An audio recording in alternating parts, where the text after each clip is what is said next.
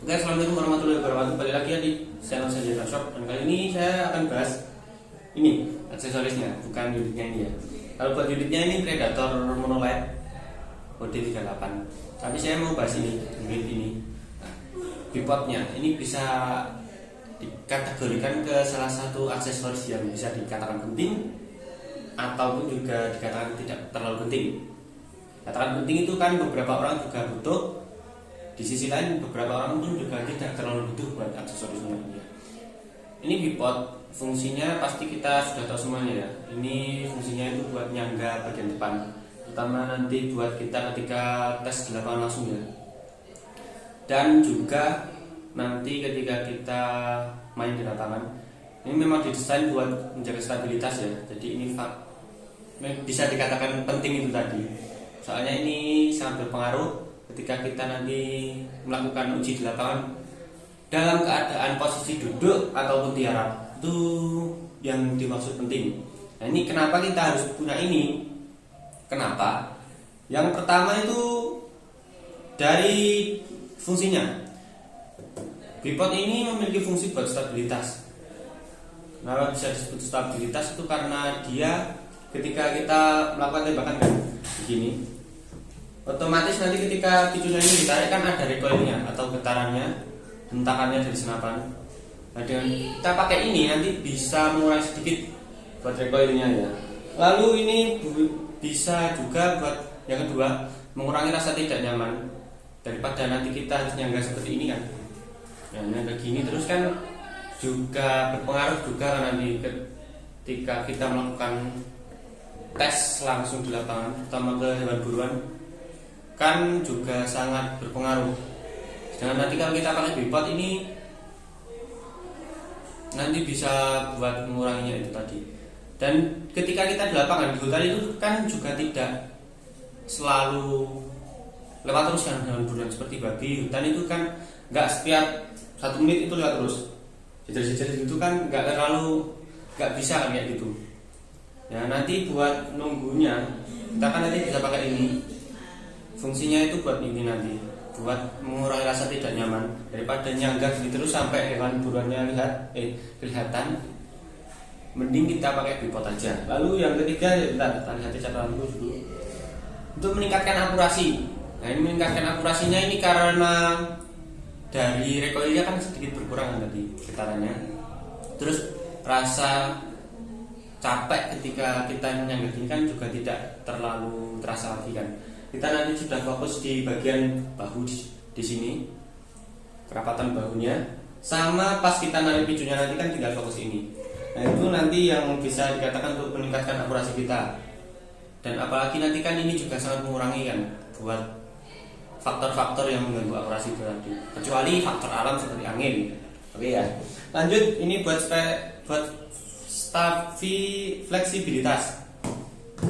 Ini fleksibilitasnya itu juga sangat berpengaruh bagi kita pakai bipod ya, terutama di seperti pohon kayu. Kan di hutan nggak semua kayu kan posisinya tidur benar-benar tidur kan. Kadang-kadang ada yang miring, ataupun kadang-kadang kita posisi di batu, kita nyari yang enak, itu kan juga susah. Nanti buat fleksibilitasnya itu bisa disebut dengan ini. Ngatur ininya itu. Nah, tinggi rendah bipodnya dan keseimbangan bipodnya ketika kita berada di lapangan. Nah, tapi kita sebelum beli ini itu harus tahu beberapa faktornya ya. Yang pertama itu dari materialnya. Materialnya itu usahakan dari biasanya bipod itu dari aluminium atau besi. Baja. Aluminium atau baja itu juga sangat berpengaruh nanti terhadap beratnya. Dan nanti itu juga sangat berpengaruh pada ukuran dan beratnya juga ya, buat bahannya itu nanti. Kalau bipodnya ini terlalu berat, nanti kita bakal susah buat mengendalikan dia. Dan nanti kalau bipodnya ini terlalu ringan, nanti juga susah buat kita. Soalnya kan bipodnya nanti nggak terlalu kuat buat nahan recoilnya itu juga ya. Lalu pertama kan yang mudah dipasang seperti ini. Ini kan ada pengaitnya kan. Nah, ini mudah dipasang. Ada juga sebenarnya bipod yang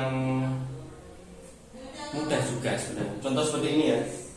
penyangganya. Nah, ini kaki 3 nanti. Ini juga sangat bisa nanti kalau teman-teman mau pakai ya.